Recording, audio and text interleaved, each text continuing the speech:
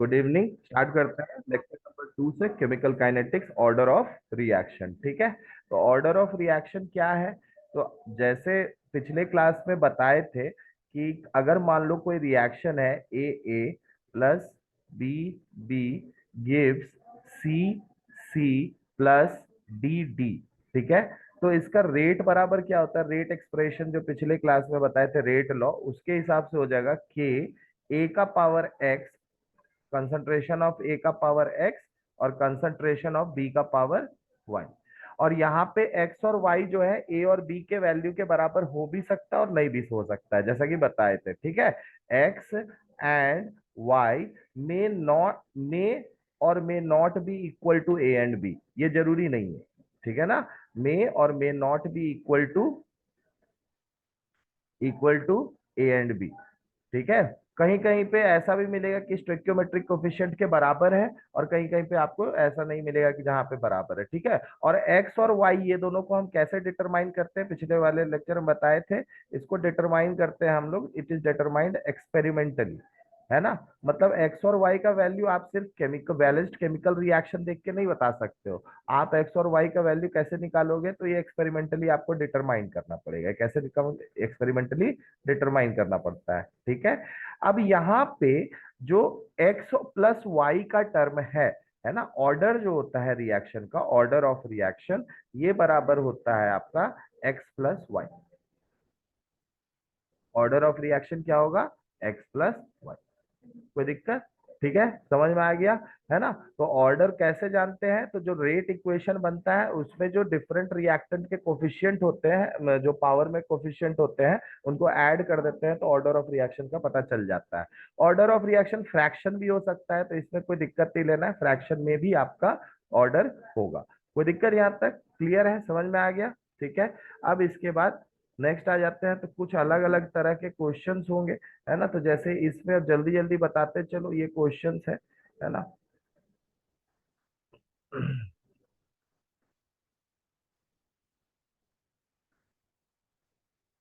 ठीक है, calculate the overall order of the reaction which has rate expression k is equals to a का power half b का power 3/2। दोनों cases में जल्दी जल्दी ऑर्डर बताओ तो। a का क्या हो जाएगा? ऐसे ही देख के बताओ, हाफ प्लस 3/2, 4/2, तो यानी कि 2। ठीक है, एक कौन सा ऑर्डर का रिएक्शन हुआ? सेकंड ऑर्डर का। और सिमिलरली आपका ए का आंसर हुआ, बी का आंसर कितना हो जाएगा? 3/2 -1। तो 3/2 -1 मतलब हाफ, मतलब क्या हो जाएगा? हाफ। तो दोनों रिएक्शन देख रहे हो तो आपको फ्रैक्शनल ऑर्डर के भी रिएक्शंस मिलते हैं, तो बी बराबर क्या हो गया? हाफ हो गया। क्लियर है? मेरे ख्याल से ऑर्डर बहुत सिंपल सा चीज था। ठीक है, आगे बढ़े। ठीक है, ऑर्डर खत्म। अब इसके बाद ऑर्डर के बाद, ऑर्डर से एक इंपॉर्टेंट चीज है, हम लोग ऑर्डर अगर हम लोग को पता रहता है ना, तो हम लोग रिएक्शन का यूनिट वैल्यू निकाल सकते हैं रेट कांस्टेंट का। ठीक है, किसका निकाल सकते हैं? Rate constant. कैसे निकाल सकते हैं इसको भी हम लोग देखते हैं, पहले इधर में देख लेते हैं। ठीक है, कुछ इंपॉर्टेंट चीज सर।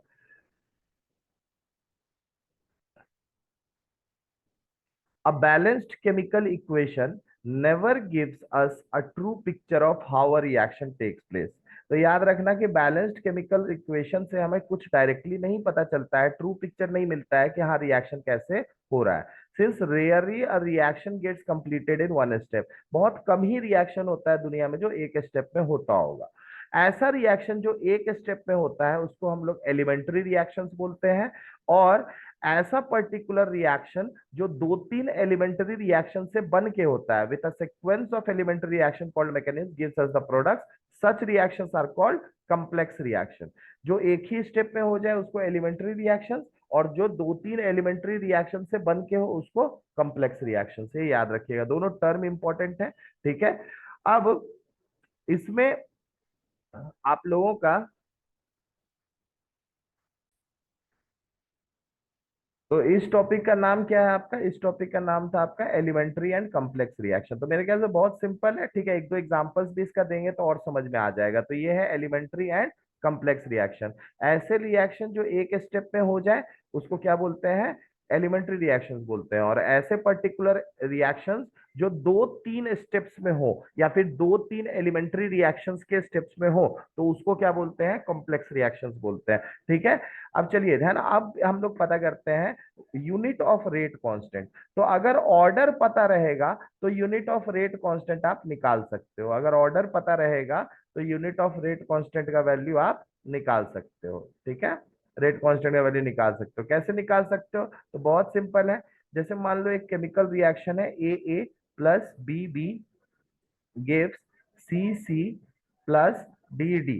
ठीक है, इसका रेट का वैल्यू आया, रेट इज इक्वल्स टू आया के ए का पावर एक्स और कंसंट्रेशन ऑफ बी का power y. Concentration terms generally हम लोग मोल पर लीटर मोलैरिटी यूज करते हैं या फिर कहीं कहीं पे मोलैलिटी भी यूज करते हैं। ठीक है, तो ए का पावर, अच्छा यहां अगर मान लो कि if if x plus y है ना, x plus y is equals to n, x plus y बराबर क्या बोल रहे हैं, एन। आपको क्या निकालना है, यूनिट निकालना है, किसका, के का। तो इस इक्वेशन से के का वैल्यू क्या लिखोगे, के इज इक्वल टू लिखोगे रेट डिवाइडेड बाई ए का power x plus multiplied by b का पावर वाई, लिखेंगे ना, यही लिखेंगे के वैल्यू। अब एक बात बताओ तो मेरे को, रेट रेट को कैसे हम लोग डिफाइन करते हैं, कंसंट्रेशन पर यूनिट टाइम।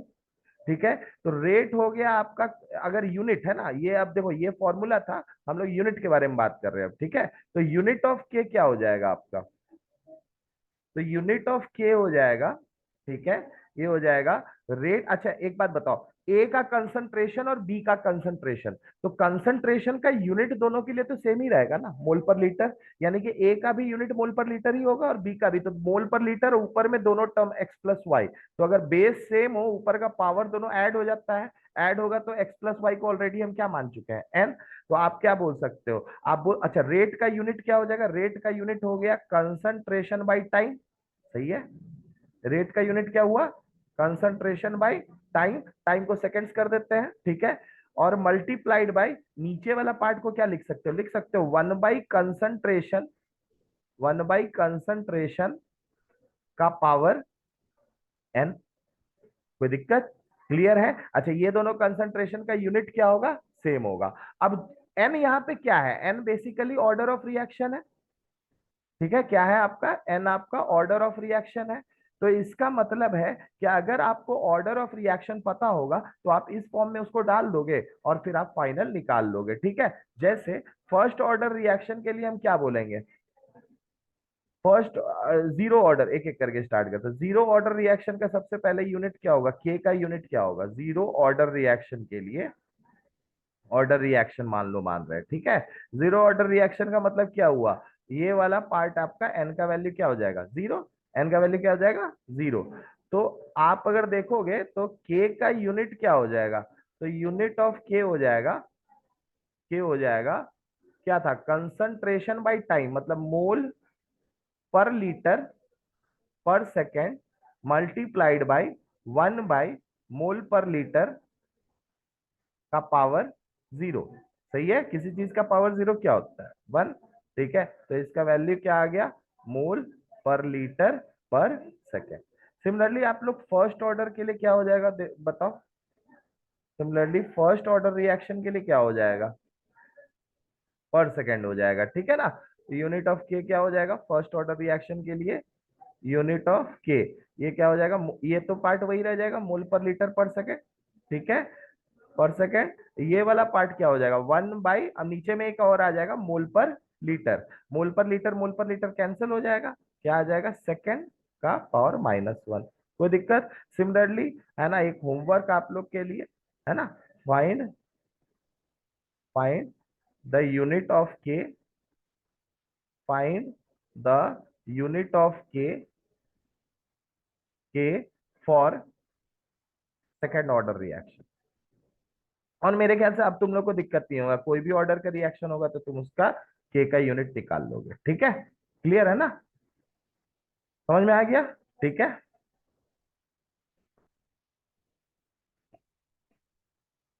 आगे बढ़े। चलो बहुत। तो ये दोनों आप लोग का होमवर्क रहा, ठीक है। नेक्स्ट बढ़ते हैं मॉलिक्यूलरिटी ऑफ रिएक्शन में। नेक्स्ट टॉपिक है molecularity of reaction.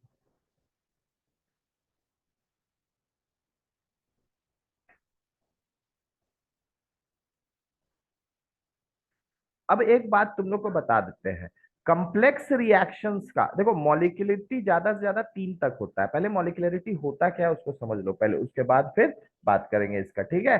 Another property of a reaction called molecularity helps in understanding its mechanism, ठीक है। The number of reacting species, atoms, ions और molecules taking part in elementary reaction, that is important part. Complex reaction के लिए नहीं होगा, ये किसके लिए होगा? एलिमेंट्री रिएक्शन के लिए, which must collide simultaneously in order to bring about a chemical reaction is called molecularity of a reaction. Reaction can be unimolecular when one reacting species is involved, for example decomposition of ammonium nitrite। तो ये आप लोग का example के form में दिया हुआ है, इसको यहां से समझ लो, ठीक है। जैसे मान लो ये एक एग्जाम्पल है, ठीक है, ये एक एग्जाम्पल दिया हुआ है। तो इस पर्टिकुलर रिएक्शन में, ठीक है, इस पर्टिकुलर रिएक्शन में कितने मॉलिक्यूल्स रिएक्टेंट में कोलाइड कर रहे हैं, ठीक है। देखो रिएक्शन जो होता है ना, रिएक्शन होता है रिएक्टेंट्स जो भी लेते हैं उनके कोलिजन्स की वजह से। तो यहाँ पे जो रिएक्टेंट में मॉलिक्यूल्स लिए गए हैं वो कितने हैं? ये एक एलिमेंट्री रिएक्शन है, इसमें कितने मॉलिक्यूल है रिएक्टेंट साइड में? एक। तो इसीलिए इस रिएक्शन को बोले यूनिमॉलिक्यूलर। यहाँ मॉलिक्यूलरिटी क्या होगा? वन होगा। कोई दिक्कत? अब समझ में आ रहा है डेफिनेशन ये वाला है ना? डेफिनेशन ऐसा, number of reacting species, atoms हो, आयंस हो, मॉलिक्यूल्स हो, कोई फर्क नहीं पड़ता, taking part in elementary reaction which must collide simultaneously in order to bring about a chemical reaction, ठीक है। तो यहाँ पे मॉलिक्यूलरिटी क्या हुआ? वन हुआ। कोई दिक्कत? इसी तरह से अब तुम लोग बताते हैं, चलो एक एक रिएक्शन हम डालते जाते हैं, ठीक है। ये वाला रिएक्शन क्या होगा?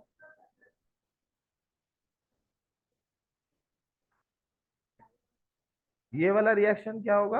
बाइमोलिकुलर होगा, ठीक है। क्यों? क्योंकि दो HI के मॉलिक्यूल्स है ना रिएक्टेंट के पार्ट में। तो कितने मॉलिक्यूल्स आपस में कोलाइड कर रहे हैं? तो दो मॉलिक्यूल्स HI के कोलाइड कर रहे हैं, इसलिए यहाँ पे आपका मॉलिक्यूलरिटी क्या हो जाएगा? ये हो गया बाइमोलिकुलर रिएक्शन। इसी को क्या बोलेंगे? बाइमोलिक्यूल। क्योंकि मॉलिक्यूलरिटी क्या है? मॉलिक्यूलरिटी टू है। मॉलिक्यूलरिटी क्या है यहाँ पे? टू है। तो ये बाइमोलिकुलर रिएक्शन हुआ। ये क्या हुआ आपका? बाइमोलिकुलर रिएक्शन, ठीक है। उसके बाद नेक्स्ट और देखते हैं, ट्राई मॉलिक्यूलर रिएक्शन भी हो सकता है, ठीक है। तो ट्राई मॉलिक्यूलर और टर मॉलिक्यूलर रिएक्शन,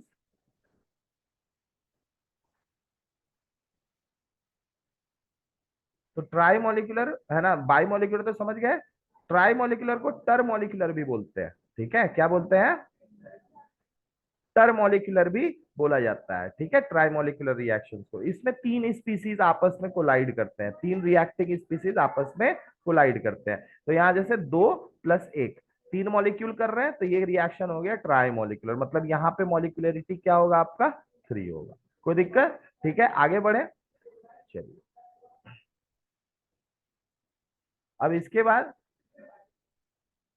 इंपॉर्टेंट जो नोट है वो ला दे देते हैं, ठीक है। तो ये चीज बहुत इंपॉर्टेंट है आप लोग को समझना कि कॉम्प्लेक्स रिएक्शंस के केस में हम लोग मॉलिक्यूलरिटी का वर्ड का यूज ही नहीं करते हैं, है ना। ज्यादातर वर्ड, वो वर्ड का यूज होता ही नहीं है। तो वही आप लोग को दिया हुआ है, और ये बहुत इंपॉर्टेंट पार्ट है, दिया हुआ है लेकिन समझने में इंपॉर्टेंट है, ठीक है। The probability that more than three molecules can collide and react simultaneously is very small, hence reactions with the molecularity three are very rare and slow to proceed.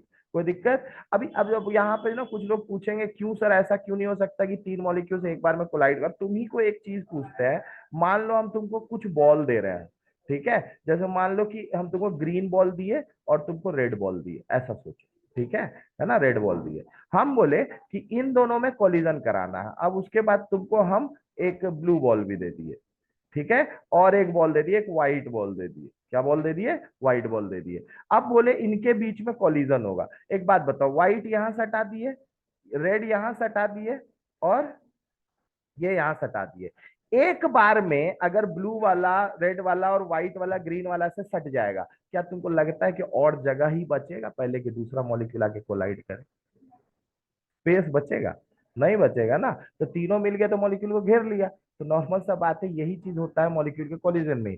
मॉलिक्युलरिटी, एक बार में कितने मॉलिक्यूल्स एक एलिमेंट्री रिएक्शंस में collide करते हैं in order to bring the chemical change, उसको बोला जाता है मॉलिक्युलरिटी। नॉर्मल सा बात है। अब यहीं पे सोचो ना, अगर नॉर्मली ये इधर सड़ गया, इधर से सड़ गया, इधर सड़ गया, क्या जगह बचा कहीं से भी इससे दूसरा कोई मॉलिक्यूल आके कोलाइड कर सकता है? नहीं। तो एक बार में मैक्सिमम मॉलिक्युलरिटी आपका वही कहना चाह रहा है कि मोर देन 3, है ना, मॉलिक्यूल्स आपस में कोलाइड करे, उसका चांसेस रिएक्ट, उसका चांसेस बहुत कम होता है, is very small. Hence reactions with molecularity 3 are very rare and slow to proceed. It is therefore evident that complex reactions involving more than 3 molecules in a stoichiometric equation must take place in more than one step. जैसे कि ये वाला एक reaction दिया हुआ देखो, KClO3 6FeSO4 3H2SO4 KCl 3Fe2SO4 whole thrice और 3H2O। दिख रहा है ये रिएक्शन? ठीक है। अब इस रिएक्शन में तो यहाँ पे इस रिएक्शन को अगर तुम लोग देख रहे होगे, ये कॉम्प्लेक्स रिएक्शन है, पहले ही बता दे रहे हैं, ठीक है। ऐसे तुम लोग को मॉलिक्युलरिटी बोलेंगे तो तुम लोग क्या बोल दोगे इसको? बोल, हाँ है ना, तो मतलब 10 10 मॉलिक्युलरिटी बोल दोगे। लेकिन मॉलिक्युलरिटी का मतलब होता ही नहीं है ना, कहने का मतलब मॉलिक्युलरिटी टर्म से ज्यादा हम लोग ऑर्डर को करते हैं। तो जो रिएक्शन आपको 10th ऑर्डर का फील हो रहा है, ठीक है, वो एक्चुअली एक सेकेंड ऑर्डर रिएक्शन है। वो क्या है आपका? Second order. तो जहां कॉम्प्लेक्स रिएक्शन आ जाता है वहां फिर मॉलिक्युलरिटी टर्म का हम यूज नहीं करते हैं, वहां पे हाँ, वहां ऑर्डर ही बताना होता है, ठीक है, वहां ऑर्डर से ही काम करना होता है। और नहीं तो मॉलिक्युलरिटी बताना है तो फिर उस वो रिएक्शन जो बना होगा ना, उसमें एक एलिमेंट्री स्टेप होगा जिसमें इंटरमीडिएट का फॉर्मेशन हो रहा होगा। स्लोएस्ट स्टेप कौन सा होगा उस पर बताएंगे मॉलिक्युलरिटी क्या है, लेकिन उसका कोई मतलब नहीं होता है, ठीक है ना। तो this shows that this reaction takes place in several steps. which steps control the rate of overall reaction? The question can be answered if we go through a mechanism of a reaction. For example, chances to win a race competition, relay race competition by a team depends upon the slowest person in the team. ये बहुत simple सा question है। एक race हो रहा है, race मान लो 10 आदमी उसमें पार्टिसिपेट किए हैं, तो इस रेस का फाइनल रिजल्ट जो तुम बताओगे वो 10th जो आदमी आएगा उस बेसिस पे डिसाइड करोगे ना फर्स्ट आएगा उसके बेसिस पे डिसाइड करोगे? फाइनल रिजल्ट फर्स्ट तो आया, वो फर्स्ट हो गया। जब तक 10th वाला नहीं आता तब तक किसके हिसाब से फर्स्ट किया, किसके हिसाब से सेकंड किया, किसके हिसाब, किसके रेस्पेक्ट में थर्ड किया? तो रिजल्ट का रेस, एक रेस का रिजल्ट जो होगा वो लास्ट जो आता है उस पर डिपेंड करता है। किस पे डिपेंड करता है? स्लोएस्ट पर्सन पे डिपेंड करता है इन द टीम। सिमिलरली है ना, जैसे मान लो तो similarly the overall rate of the reaction is controlled by the slowest step in a reaction called the rate determining step को। क्या चीज? नहीं, फास्ट नहीं हो सकता, फास्ट के बेसिस पे कैसे बोल दोगे? हाँ, पहले सेकंड कौन हुआ? जब तक 10th नहीं आएगा फाइनल एक नहीं बता पाओगे। या फिर आप रिले, यहाँ तो वैसे रिले रेस का दिया, रिले रेस मतलब क्या होता है? 4 जन है टीम में। तो एक बात बताओ, जब रिले रेस में 4 अलग अलग 100-100 मीटर पे दौड़ना स्टार्ट करते हैं, तो 100-100 मीटर पे जब दौड़ना स्टार्ट करते हैं तो वहां पे मान लो एक जन कोई बहुत स्लो गया है, तो आदमी लोग को लग जाता है ना कि स्लो गया है, इसको बहुत टाइम लगेगा, ये लगेगा, इस तरीके से भी होता है।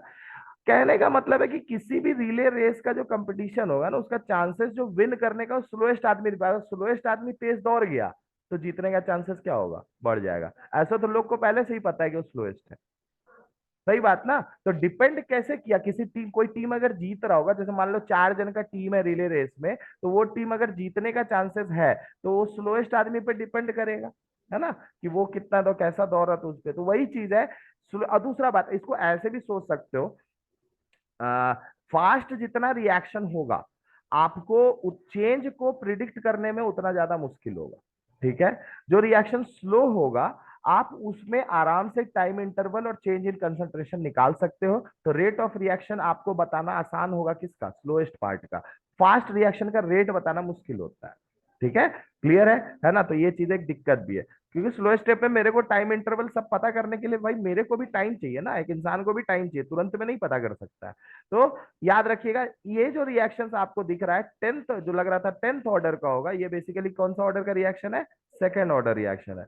अब एक और एग्जाम्पल बोल रहा है, consider the decomposition of hydrogen peroxide which is catalysed by iodide ion in an alkaline medium. ठीक है, अब इसका एक एग्जाम्पल देखो, ये एक एग्जांपल, ये भी बहुत अच्छा एग्जांपल है, और नीचे में दिया है मेन पॉइंट कि हमें करना क्या है कॉम्प्लेक्स रिएक्शन और इस रिएक्शन के terms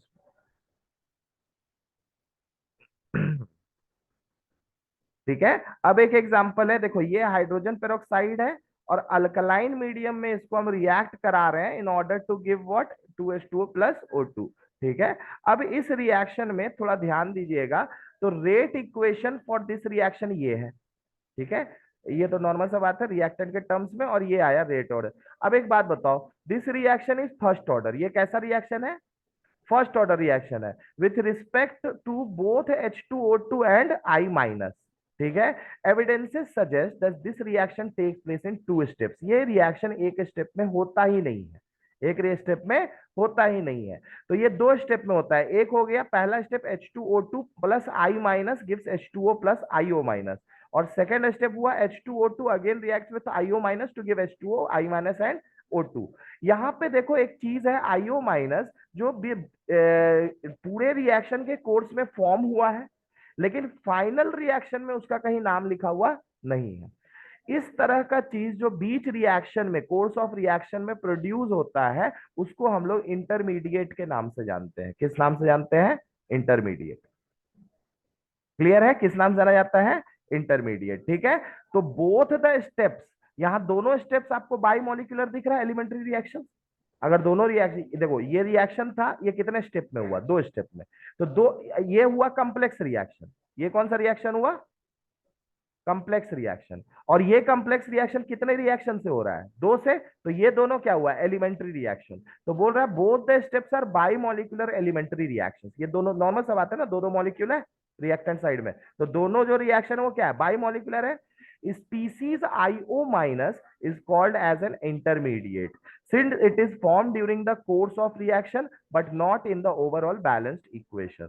The first step being slow is the rate determining step. Thus the rate of formation of intermediate will determine the rate of reaction. तो याद रखिएगा, जनरली जो इंटरमीडिएट फॉर्मेशन वाला स्टेप होता है वो स्लो स्टेप होता है।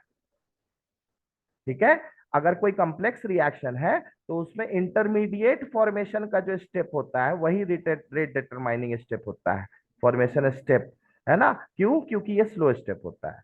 क्यों? क्योंकि ये स्लो स्टेप होता है। उसके बाद ये IO माइनस तुरंत रिएक्ट कर जाएगा H2O से, मतलब सेकंड वाला पार्ट जो है ना बहुत जल्दी हो जाएगा, बहुत जल्दी। लेकिन पहला वाला पार्ट जब IO माइनस फॉर्म हो रहा होगा ना, वो पार्ट स्लो होगा। तो ये पूरा रेट किस पे डिपेंड करेगा? स्लोएस्ट पे, है ना? क्यों ऐसा? अब नॉर्मल सा बात है, मान लो ये रिएक्शन टोटल 7 मिनट चला है, तो 6 मिनट खाए इंटरमीडिएट फॉर्म होने लग गया, और 1 मिनट लगा ये सेकंड वाला रिएक्शन होने में। तो रेट, अब तुम 1 मिनट में बोलोगे रिएक्शन हो गया? नहीं ना, रिएक्शन तो हुआ कितना? 7 मिनट में। तो ज्यादा करेक्ट टर्म कौन सा हुआ, जो मतलब रेट ऑफ रिएक्शन को बता दो, स्लोएस्ट स्टेप होगा वो। तो इसी को स्लोएस्ट स्टेप बोलते हैं, किसके लिए? कॉम्प्लेक्स रिएक्शन के लिए। किसके लिए? कॉम्प्लेक्स रिएक्शन के लिए। और नहीं तो दूसरा क्या बोला जाता है? Rate determining step. दूसरा क्या बोला जाता है? Rate determining step. कोई दिक्कत? क्लियर है? और इंटरमीडिएट क्या होता है ये भी समझ में आ गया? कौन सा? कॉम्प्लेक्स वो दिया रहेगा, ये आपको समझाने के लिए दे रहा है, इसे कोई क्वेश्चन नहीं पूछ रहा है। नहीं नहीं, क्वेश्चन अगर आपसे पूछेगा तो ये पूछेगा what is complex reaction, how it do we determine molecularity in complex reaction, है ना? व्हाट इज इंटरमीडिएट, है ना? तो बेसिकली आप लोग जो पूरा ऑर्गेनिक केमिस्ट्री में अभी इंटरमीडिएट बन रहा है, पूरा मैकेनिज्म पढ़ रहे थे, वो मैकेनिज्म यही था। ठीक है, लेकिन वो मैं आपको ये बाद में बताया जा रहा है, आपको ये बाद में बताया जा रहा है। जैसे SN1 रिएक्शन, वो भी दो स्टेप में होता है, दो स्टेप में होता है ना, तो फिर वो भी आपका क्या है? नॉर्मल सा बात है, वो भी कॉम्प्लेक्स रिएक्शन है। क्लियर हो रहा है? वो भी एक स्टेप में नहीं होता है। तो कॉम्प्लेक्स, आपको ये सारा टर्म समझना है कि एलिमेंट्री रिएक्शन के लिए मॉलिक्यूलरिटी हम बता सकते हैं, मॉलिक्युलरिटी 1 यूनिमोलिकुलर, बाईमोलिकुलर, ट्राईमोलिकुलर रिएक्शन तक पॉसिबल होता है, लेकिन मॉलिक्युलरिटी 3 या 3 से ज्यादा होना इम्पॉसिबल है। क्यों? क्योंकि एक साथ साइमल्टेनियसली 3 या 3 से ज्यादा मॉलिक्यूल कोलाइड करें, इसका ये सिचुएशन अराइज नहीं हो सकता है। ठीक है। और कुछ रिएक्शंस ऐसे होते हैं जो 2-3 स्टेप्स में होते हैं, उनको कॉम्प्लेक्स रिएक्शन बोलते हैं। तो ऐसे एलिमेंट्री रिएक्शन के लिए तो मॉलिक्युलरिटी बता देंगे, कॉम्प्लेक्स रिएक्शंस के लिए मॉलिक्युलरिटी टर्म का कोई मतलब ही नहीं है। तो फिर वहां मतलब क्या है? वहां ऑर्डर बताते हैं। वहां क्या बताते हैं? ऑर्डर। और वहां पे क्या होता है? बेसिकली 2-3 स्टेप्स होता है जिसमें वो रिएक्शन हो रहा है, 2-3 अलग अलग एलिमेंट्री स्टेप्स होता है। और वो एलिमेंट्री स्टेप जो कि आपका जिसमें इंटरमीडिएट फॉर्मेशन होता है, जो कि स्लो स्टेप होता है, उसके रेट से हम लोग पूरे रिएक्शन का रेट डिटरमाइन करते हैं। ठीक है। तो ये चीज इससे समझना था।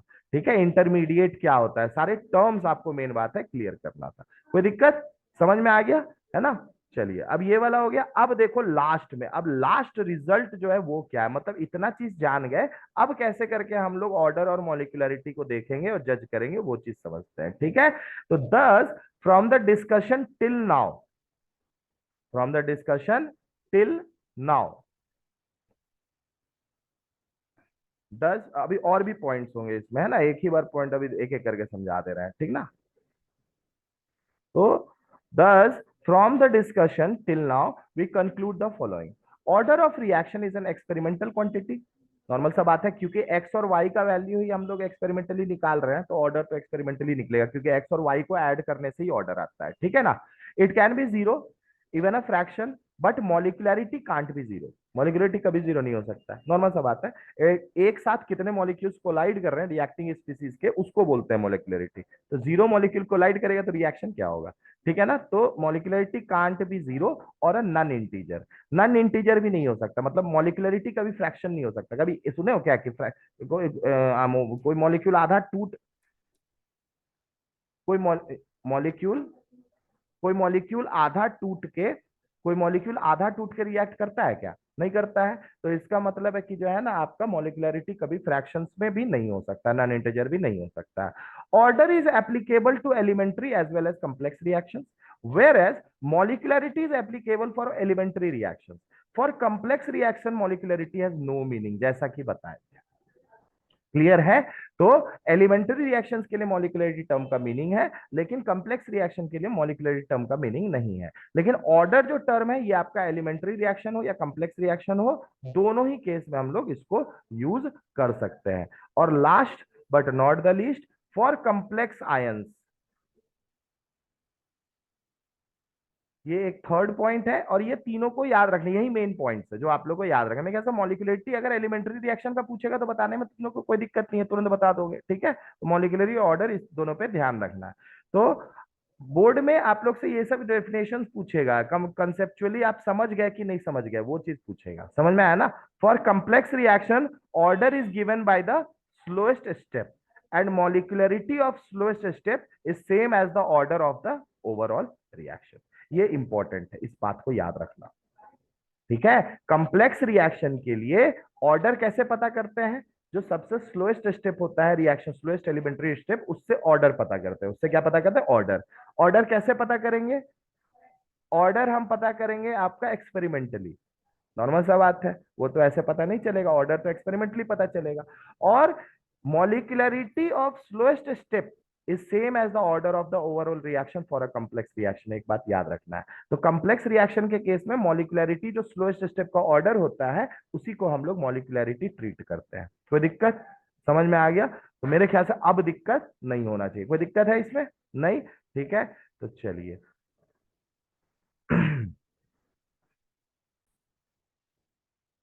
तो कुछ क्वेश्चंस हैं, इन क्वेश्चंस पे ध्यान दिया जाए तो जैसे पहला बहुत इजी क्वेश्चन है, सब बना लेना है। For a reaction a plus b product gives product, the rate law is given by r is equal to k a का पावर हाफ बी का power 2। What is the order of reaction?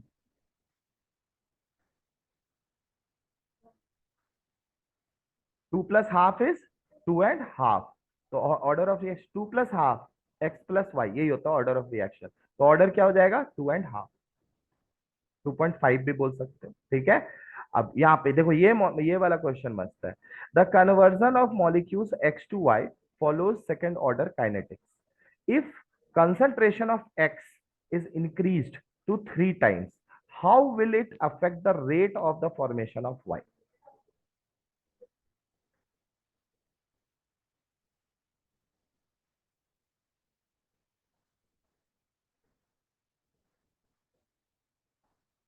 इस question को हम एक homework के तरह दे रहे हैं, ठीक है। इसको नेक्स्ट क्लास में हम क्लियर कर देंगे, ठीक है ना। ये क्वेश्चन एक बार तुम लोग खुद से इसमें मेहनत, बहुत इजी क्वेश्चन है। इसमें पूछ क्या रहा है कि ये प्रोडक्ट एक्स से वाई बन रहा है, ठीक है। तो और ये बोल दिया कि ये सेकंड ऑर्डर रिएक्शन है। कौन सा ऑर्डर रिएक्शन है? सेकंड ऑर्डर रिएक्शन है, ठीक है। अब बोल रहा है कि अगर एक्स का कंसंट्रेशन, तो यहाँ पे आपका एक बात बताओ, आर बराबर क्या हो जाएगा? के एक्स का पावर 2 होगा। कोई दिक्कत है? तुमको बोल रहा है कि concentration of x increase to 3 times, तो नया कंसंट्रेशन क्या हो गया? नया पहले कंसंट्रेशन एक्स माने, अब कंसंट्रेशन क्या हो गया? 3x, ठीक है।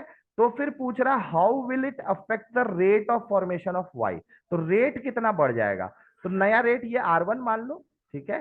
R2 नया रेट मान लेते हैं। नया रेट आपका क्या हो जाएगा? के एक्स का 3x का पावर 2। तो ये आपका क्या हो जाएगा? R2 बराबर क्या हो जाएगा? 3 का होल स्क्वायर मतलब 9 के एक्स। कोई दिक्कत होगा? एक्स और ये पावर 2 होगा ही, ऊपर में पावर 2 एक्स का स्क्वायर तो रहेगा ही ना। 3 का स्क्वायर 9 हो गया, 9 बाहर ले आए, तो R2 बराबर कितना हो गया? 9R1। R2 बराबर क्या हो गया? 9R1। कोई दिक्कत है? समझ में आया? इस तरीके से इस क्वेश्चन को भी प्रोसीड कर सकते थे, ठीक है। तो ये वाला चीज भी एक बार आप लोग घर में देख लीजिएगा। इस तरह क्वेश्चंस भी होंगे बहुत सारे, सारे क्वेश्चंस को करके आप लोग बताइएगा, ठीक है ना। कोई दिक्कत? तो रेट का इफेक्ट भी आप लोग को समझ में आ गया, ठीक है। आगे बढ़े, ठीक है। ओके,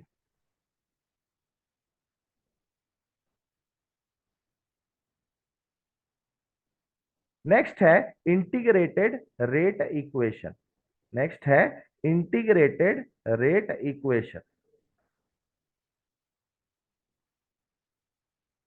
इंटीग्रेटेड रेट इक्वेशन में अलग अलग ऑर्डर के रिएक्शन का इंटीग्रेटेड रेट इक्वेशन हम लोग कैलकुलेट करते हैं, ठीक है। तो इसमें इंटीग्रेटेड रेट इक्वेशन में हम लोग डिफरेंशियल रेट इक्वेशन को यूज करते हैं। मेरे ख्याल से पिछले क्लास में बताया हुआ था डिफरेंशियल रेट इक्वेशन किसको बोलते हैं, ठीक है। तो जैसे मान लेते हैं कि से एक हाइपोथेटिकल रिएक्शन ले लो, रिएक्टेंट से क्या बन रहा है? प्रोडक्ट बन रहा है। रिएक्टेंट से क्या बन रहा है? प्रोडक्ट बन रहा है। और ये कौन सा ऑर्डर रिएक्शन है? तो पहला हम लोग लिए हुए हैं कौन सा पार्ट? Zero order reaction. किसके लिए इंटीग्रेटेड रेट इक्वेशन निकाल रहे हैं? जीरो ऑर्डर रिएक्शन के लिए, ठीक है। जीरो ऑर्डर रिएक्शन के लिए हम लोग क्या निकाल रहे हैं? रेट, आपका इंटीग्रेटेड रेट इक्वेशन। आर का वैल्यू टी है, तो नॉर्मल सा बात है, यहाँ रेट बराबर क्या हो जाएगा? या तो तुम लिख सकते हो एक एक टर्म आएगा -dr/dt, जो सबसे पहला बताया गया था रेट का, है ना। कैसे बताते थे? Change in the concentration of reactant by change in time, या फिर इंस्टेंटेनियस वे में बताएंगे तो dr/dt। क्योंकि इंटीग्रेटेड रेट इक्वेशन बना रहे हैं तो यहाँ पे डिफरेंशियल रेट इक्वेशन हम लोग को बनाना होगा। तो -dr/dt इज इक्वल टू क्या हो जाएगा? के आर का पावर क्या हो जाएगा यहाँ पे? जीरो, क्योंकि जीरो ऑर्डर रिएक्शन है। कोई दिक्कत? अब ये जो टर्म आपका यहाँ पे बना ना, ये जो इक्वेशन बना, इसी को बोलते हैं डिफरेंशियल रेट इक्वेशन। क्या बोलते हैं? डिफरेंशियल कैलकुलस पढ़े हो ना, ठीक है। तो उसी टाइप का है। तो बस अब यहाँ पे एक बात बताओ, इसको अगर फर्दर हम लोग लिखेंगे तो क्या हो जाएगा? -dr/dt should be equal to क्या हो जाएगा बताओ? के आर का पावर जीरो क्या होगा? 1, ठीक है। उसी तरह तो यानी कि -dr इज इक्वल्स टू क्या हो जाएगा? के dt। क्या हो जाएगा? के dt, या फिर अगर निगेटिव साइन इस साइड लेके जाओ तो dr बराबर हो जाएगा -के dt, ठीक है। अगर अब दोनों साइड इंटीग्रेट कर देते हैं, इंटीग्रेटिंग बोथ साइड्स, ठीक है। नेक्स्ट स्टेप है integrating both sides. Integrating both sides, तो बोथ साइड्स अगर इंटीग्रेट करेंगे तो एक बात बताइए, dr को इंटीग्रेट किए और इस साइड में किसको इंटीग्रेट किए? -के dt था, यही ना था जी। के तो कांस्टेंट है, बाहर आ जाएगा। तो ये आपका क्या हो गया? अच्छा, dr का, है ना। तो ये आपका हो गया r, ठीक है। और ये हो गया आपका के -के टी, के टी। अब इंटीग्रेशन कर रहे हैं तो प्लस एक कांस्टेंट ऑफ इंटीग्रेशन आएगा सी, कांस्टेंट ऑफ इंटीग्रेशन आएगा सी। ठीक है, अब मान लो कि ये जो रिएक्शन हो रहा है, ये जो रिएक्शन आपका आर से प्रोडक्ट बन रहा है, इसको अलग अलग अलग टाइम पीरियड के लिए देखें। एक टाइम हम सपोज कर लेते हैं at t is equals to zero. ठीक है, at t is equals to zero, t is equals to zero, let the concentration of R be R naught, let the concentration of R be R naught।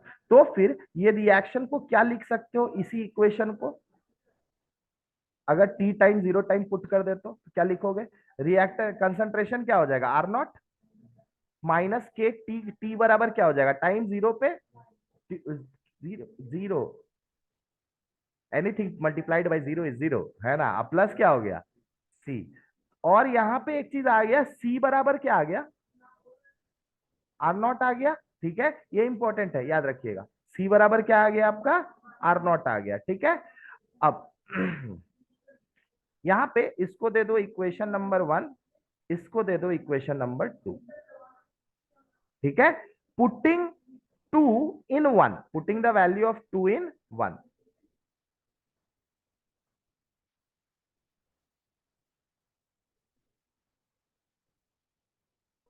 Value of 2 इन 1। ठीक है, 2 का value अगर 1 में put कर दिया जाए तो फिर रेट इक्वेशन जो आपका था वो क्या आ जाएगा, वो देखते हैं। तो आपका ये वाला वैल्यू हो जाएगा, जो इक्वेशन आपका हो जाएगा फाइनल जीरो ऑर्डर का rate equation, r is equals to हो जाएगा माइनस के टी प्लस आर नॉट। क्या हो जाएगा आर नॉट। यहां से आप क्या लिख सकते हो, या फिर रिएक्टेंट का कंसंट्रेशन, ठीक है इतना रहने दो, है ना। यही आपका रेट इक्वेशन हुआ, ये आपका क्या हुआ रेट इक्वेशन हुआ किसका, इंटीग्रेटेड रेट इक्वेशन हुआ किसका, जीरो ऑर्डर रिएक्शन का। किसका हुआ, जीरो ऑर्डर रिएक्शन के लिए। अब नॉर्मल सा बात है, यहाँ पे आर अगर मान लो हम ये ग्राफिकली अगर देखें, क्या देखें ग्राफिकली, तो ग्राफिकली अगर मान लो वाई एक्सिस पे हम रिएक्टेंट का कंसंट्रेशन रख रहे हैं और एक्स एक्सिस के अलोंग टाइम ले रहे हैं, क्या ले रहे हैं टाइम। तो नॉर्मल सा बात है, ये मेरा क्या हो गया वाई, यहाँ पे टी को मैंने क्या लिया एक्स, और ये आप जानते हो y is equal to m x plus c, normal सुने होंगे। ये किस चीज का ग्राफ होता है, स्ट्रेट लाइन का, किस चीज का ग्राफ होता है, स्ट्रेट लाइन का ग्राफ होता है। ठीक है, और इस ग्राफ में एक एक चीज क्या होता है, तो y हो गया आपका एक्स, y एक्सिस के जो भी वेरिएबल होंगे, x एक्सिस का जो भी वेरिएबल वो x हो गया, m आपका क्या होता है स्लोप होता है, स्लोप ऑफ द ग्राफ, और c आपका क्या होता है, c होता है y इंटरसेप्ट। क्या होता है, सी होता है वाई इंटरसेप्ट। तो यहाँ वाई इंटरसेप्ट आपका क्या है आर नॉट, तो मान लेते हैं ये वैल्यू आर नॉट है। ठीक है, क्लियर है। और दूसरा बात है, यहाँ पे स्लोप क्या दिख रहा है, एम का वैल्यू कितना दिख रहा है, अगर कंपेयर करोगे तो माइनस के, तो स्लोप निगेटिव है, निगेटिव है मतलब आपका ग्राफ किधर से किधर आएगा, ऊपर से नीचे की तरफ स्ट्रेट लाइन ग्राफ होगा। कोई दिक्कत, तो ये इस तरीके का ग्राफ फॉर्मेशन होगा आर वर्सेस टी का। और ये हम लोग कैसे पता किए, ये हम लोग पता किए by comparing it with the coordinate equation of straight line. ठीक है, ये जो इक्वेशन था ये एक लीनियर इक्वेशन दिख रहा था, मतलब स्ट्रेट लाइन का इक्वेशन दिख रहा था, वहां से कंपेयर किया, और इसका स्लोप क्या है नेगेटिव, इसीलिए ये लाइन जो हम लोग बना वो नीचे की तरफ बना, और वाई इंटरसेप्ट ये आर नॉट हो गया। कोई दिक्कत, क्लियर हो गया। यहीं से आप अगर के का, जनरली देखो इंटीग्रेटेड रेट इक्वेशन से हम लोग के का वैल्यू निकालते हैं, किसका वैल्यू निकालते हैं के का। तो अगर इसी इक्वेशन को और आगे आप बढ़ाओ, ठीक है, थर्ड इक्वेशन को, इसको थर्ड इक्वेशन दे देते हैं और इसको और आगे बढ़ाते हैं, तो हम क्या लिख सकते हैं आपका के टी इज इक्वल टू क्या हो जाएगा, के टी इज इक्वल टू हो जाएगा आर नॉट माइनस आर। सही है, आर नॉट माइनस आर। तो यहां से के बराबर क्या हो जाएगा r naught r by t. तो बेसिकली इंटीग्रेटेड रेट इक्वेशन में के का वैल्यू निकालना इंपॉर्टेंट होता है। ठीक है, के का वैल्यू निकालना इंपॉर्टेंट होता है, और के यहाँ पे आपको दिख रहा है कि यहाँ पे आपको डिपेंडेंट है। ठीक है ना, तो ये चीज आप लोग को समझना होगा, यही चीज क्लियर है मेरे ख्याल से यहाँ तक। आज यहाँ तक रहने देते हैं, नेक्स्ट क्लास में इसके आगे कंसेप्ट कंटिन्यू करेंगे, ठीक है।